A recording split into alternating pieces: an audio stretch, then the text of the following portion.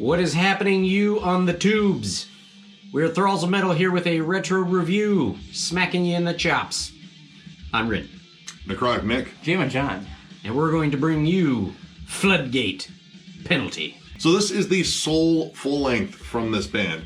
Came out on the 21st of October in 1996 on Roadrunner Records, back when Roadrunner was a name to be trusted. Now, this band formed in 1994 as Penalty initially, and then they changed their name to Floodgate.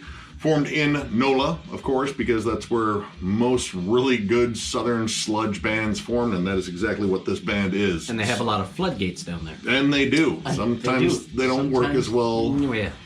There's a Zeppelin song that talks about that. So most notably, this band features one Kyle Thomas of Exhorder on vocals and guitars on here. This was actually his first project after Exhorder had broken up in 1994, this being the first time they broke up. There'll be other breakups later, but they're back, and that's the important part. That is. This was him sort of exploring something a little bit different in terms of style. Exhorder pretty much laid down a foundation for groove metal, and this was more along the lines of southern metal, sludge, doom metal, and kind of stoner rock. And a little bit of grunge thrown in. And yeah, a little bit of like alternative too. It's a really interesting mix of different styles in here, and when it gels together, it's really, really good. It starts out with the song Shivering, which within the first 30 seconds, this ain't Exhorder.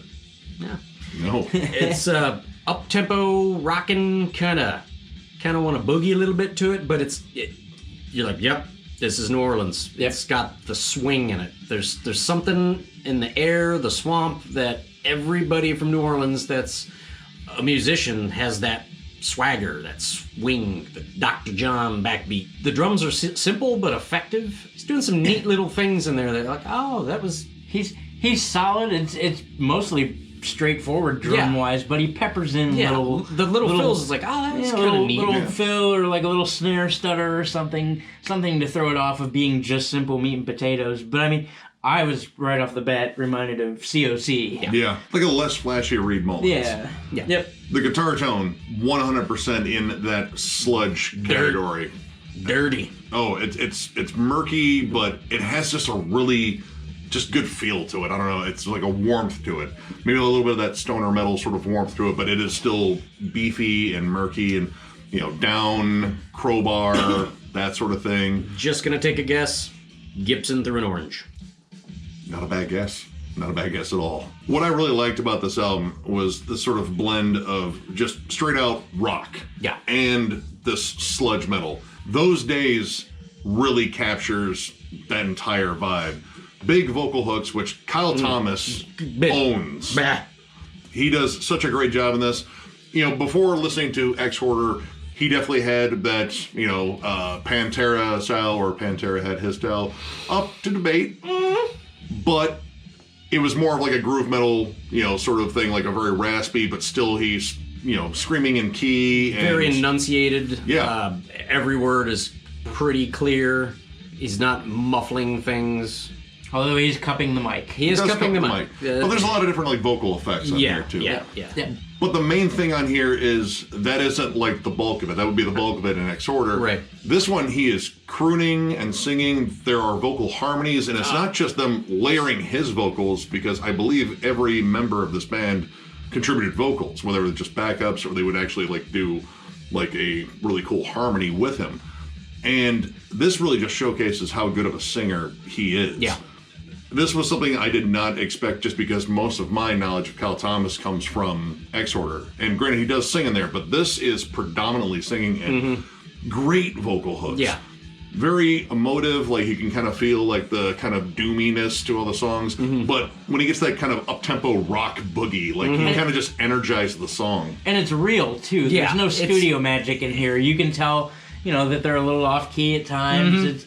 It's real. Yeah, it's not cheesy either. It's not like when we say rock, it's not like, come on, clap your hands. It's soulful. I don't know what this is, but that's what it is. Like, headlock your emotions. One of my favorites is Through My Days and To My Nights. It is dirty, murky. The chorus is very hooky. there's a sludgy, nasty bridge, and it's one of the few times he just lets out some hellish screams. And I would have liked a little bit more, but I'm 100% fine with the choices he did make.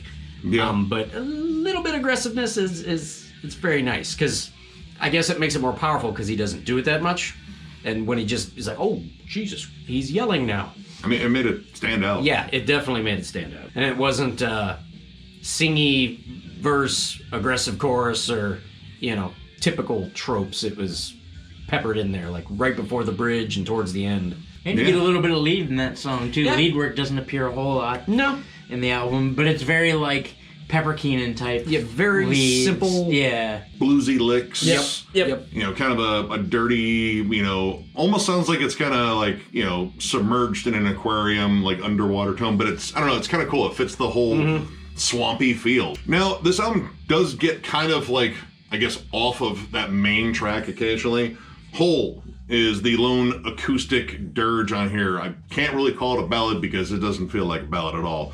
This is pretty much Southern Sludge meets Planet Caravan. Yeah. Gated caravan. It's a different caravan. Van is flooded. Yep. And it's covered in alligators. Alligators over there. Oh, then look at the size of that one. Oh, he's a mean one. Oh, he missing tooth. But it's really interesting. Like, it kind of crosses into that grunge territory. Like, honestly, if you slapped on Chris Cornell's vocals on there, or Lane Staley and Jerry Cantrell, it would still fit. You have bongos, there's a gong. It wouldn't sound out of place on Jar of Flies. No, it wouldn't. It would be another song that's completely bummerish, but also really pretty. I really like this song. I don't know, just something about it really connected with me, just because, hearing a band that is predominantly heavy try something soft and then really succeed at it. Singing it. Balls off. And it's still heavy in terms of like weight of emotion. And then the next track is a complete flip with Second Guesser, which kind of harks back more towards X-Hoarder. This is like a more groove metal song. Kyle is actually using like his more raspy, kind of like hardcore delivery. It's consistent throughout. It is, yeah. Throughout that entire song, I don't think there's any like legit like crooning or singing. No. It's all that aggressive delivery. However, the opening part of that song, at least the opening jam on it, have you ever seen that YouTube video with the older gentleman wrapped in an American flag singing to a what looks like a garage party? Can you suck? Can you quack like a duck? There's a banana hammock too. Yeah, that's also important. There's a banana hammock. But yeah, it's an interesting song, just in terms of it being so different. And this was, again, we're kind of broken in like more alternative or like heavy alternative, like Helmet. It's very helmety. There is very helmety. Like a couple of big groovy breakdowns on there where they're just kind of laying on like, a simple heavy riff that is Helmet's motif, and just kind of raging along with it. The cool part too is there's really 2 or 3 main riffs into the song, but the drummer keeps flipping the tempos, and that's what makes the song interesting. And not like if he just kept that up tempo beat like in the beginning of the song, you're like, okay. Yeah. And when he goes halftime with it, it's like, oh, cool. They do play it a little close to home though. I won't lie on that forefront. This is the one I thought that was really different in terms of the overall feel. Like, there's not a lot of this that would come across as like super aggressive, like, like really yelling in your face outside of like a handful of moments. But this one was definitely that song. And again, it kind of felt like, carryover from probably The Law. I don't know, that would be my guess. I think it's probably still an original on here in terms of they wrote it for this album. But it feels like that was a little bit of the old Comfort Zone kind of squeaking into this one, but it is still a good song. Yeah. One of my favorite songs on this album, Imitation Salvation. Ooh, daddy. Has just an overall kind of spacious vibe to it as far as the mood is concerned, but it's got Sabbath in it for sure all day. Sabbathian. Gets a little more gloomy. The sludge really comes out to play. There's actually doomy parts in it. Oh, the whole thing's doom. Yep. And lots of room for the vocals to breathe. Yep. It's very spacious. Reminded me of COC's Goodbye Windows. Yeah, it has or that. Redemption City somewhere in there. I like how they isolate that main riff that comes in. Like, they just play it a couple of times without anything else, like, ooh, that's what I'm in for, bring it. The drums in this song too. Yeah. It's somewhere around like the third verse or something. The drummer leads the riff. Everything drops out and just the drummer's jamming, and that's a cool thing because that doesn't happen at all anywhere else in the record. So it's like they played a little bit more with diversity on this song. And I like that mood shift. Yeah. Like, Yep. this one instantly just went to downtrodden doom. And that is carried on with the last track, Black with Sin, which I would say even doubles up the doom and brings in like some real chuggy, heavy riffs. Like these weren't like the kind of the 90s breakdown riffs you'd hear in Second Guesser or any like the more boogie, like kind of, you know, lighter riffs you would hear earlier Shaky on. wee wee. Chuggy. I mean, it sounded oppressive as hell. And this is a long track. This is Yeah, it is. 8 minutes of just heavy. By far the longest track on the album. Oh, yeah. And the groove at the end gets dry humped a little bit. They hump it. There's like little like skittering guitars at the end too, like almost kind of like a Tom Morello like thing going on in the background, but then they kind of switch it up to just these dreary, you know, kind of atonal sort of Slayer-ish stuff at the end, and it just gets flat out gloomy. Like this is one of the most oppressive songs on here, and Good way to end it. great way to end it. Yeah. One of the things that it wasn't bad, but it was just a little weird, I guess. Before the Line Divides, it's more swingy, kind of up tempo, but there's this weird kind of rapid fire, almost rappy, walkie-talkie kind of vocal thing going on in there. Yeah. Which, I don't know, it's interesting. I mean, it's an odd choice. It sounds like he just got like a call over a CB radio from Pepper Keenan. Yeah. And it kind of works just because, I don't know, there's like a nostalgia thing because it did kind of remind me a lot of stuff I would hear on COC albums. But it feels kind of forced in there because it comes after a really cool like bluesy verse and then all of a sudden we're... Come on in, Bobby. But I mean, you got to remember too the time period. We're talking 1996, and there were elements of that everywhere in music at the time. So you figure if you want to experiment a little bit, you know, why not? Yeah. It did sound a little bit out of place, but not terrible. No, not terrible. right, not terrible. Just, I don't know, slightly off-putting? I don't know. Honestly, I couldn't find like a flat-out bad track in there. There's just like some things I might have done differently, you know, if I was an actual musician, which I'm not. Running with Sodden Legs, that one has a really great riff. I love the riff in the song. It's just 100% like that Southern sludge sound. It's a great riff. The vocal pattern on it, I like Kyle's vocals in terms of what he's doing, but it's odd in terms of how it matches up with the riff. Like it kind of comes in different spots and then carries on in other spots. And it's like it feels like there's a weird pattern of this, and it's kind of hard for me to like follow along with. And then I think the chorus is just kind of missing something to really like kind of lift the song up a bit more, but it's still not a bad song. No, there is a little kiss of cowbell in there too. But overall, this is a really good album, and honestly, this is the first time I've ever sat down and jammed it. I knew this existed because back when metal magazines were all over the damn place, they had ads for this.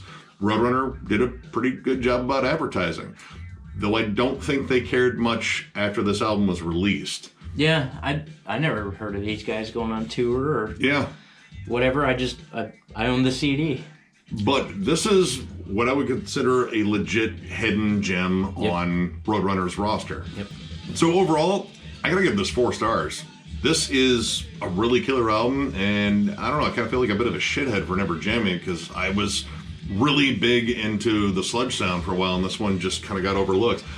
Might be partially due to, you know, promotional stuff, but this is great. I mean, Kyle Thomas just flat out owns on this, and it's 100% that Southern sludge sound, but I think this is like maybe a more accessible one. Like I would probably put this on for people that had never been exposed to sludge metal before I say throw on When the Kite String Pops. I think this is a lot more digestible. Big vocal hooks, big catchy riffs left and right, and different kinds of heavy. This is a really solid album, and if you have never checked this out, definitely do that because it's good.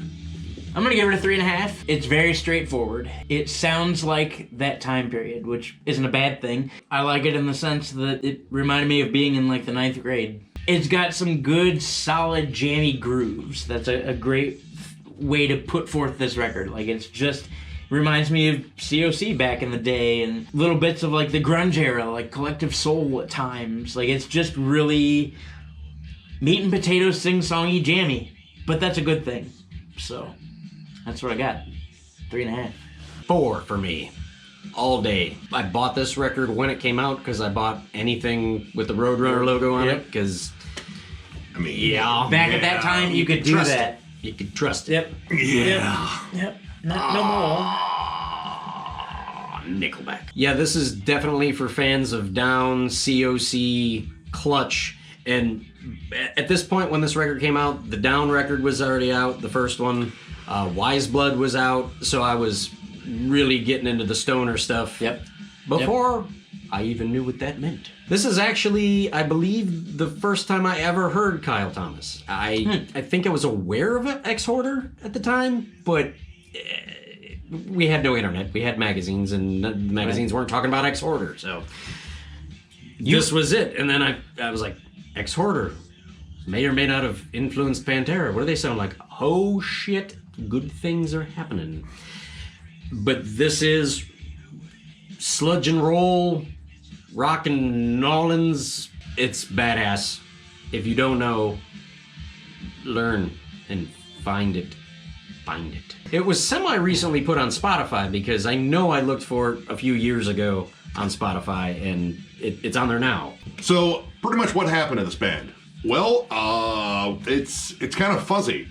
There's a lot of question marks on Metal Archives, namely when they broke up, but it would have to be not long after this was released because by 1997, Kyle Thomas was the new frontman for Trouble. And I feel like we would have heard of Floodgate if they did a big-ass tour or something. Yeah, I don't remember these guys touring at all. I just don't think Roadrunner really promoted this very well. Like, outside of, like, magazine spreads, which, I mean, that's kind of an easy one. And it's a sweet album cover. That's one of the reasons why I bought it. Yep. That guy has done a lot of different stuff. Something McKean, I can't remember his name, but yeah, like Dream Theater, Metropolis. Oh, okay. He did that too. Okay. I don't think they had any music videos. I don't know if Roadrunner tried to push to get them on the radio at all.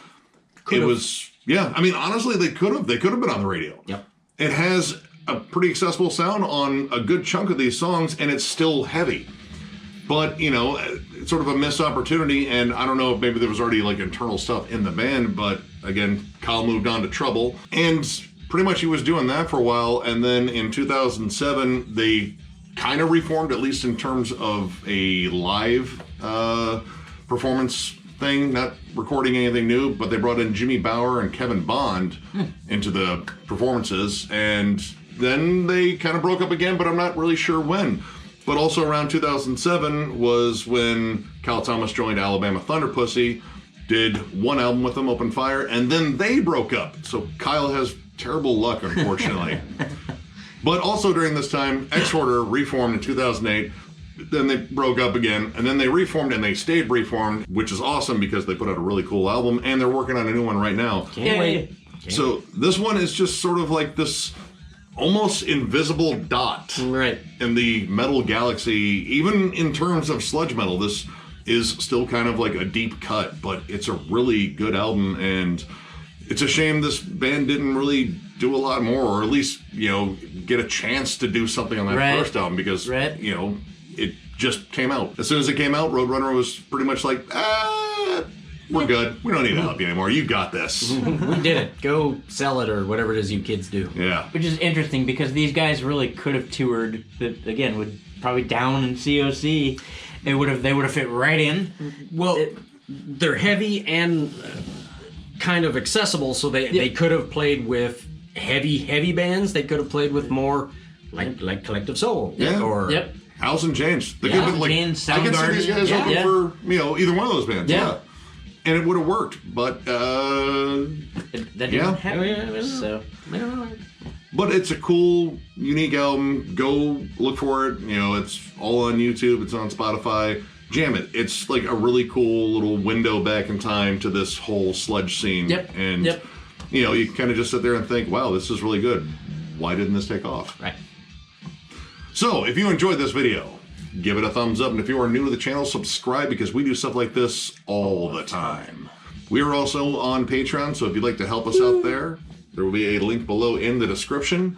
And we have shirts available. We have mostly just XL, large, and 2X left, but there are still plenty left, and we're eventually going to reload on those and probably do some other stuff with our big stupid name on it because we want to sell you our big stupid name on stuff. So with that, thank you all for watching, and we will catch you later.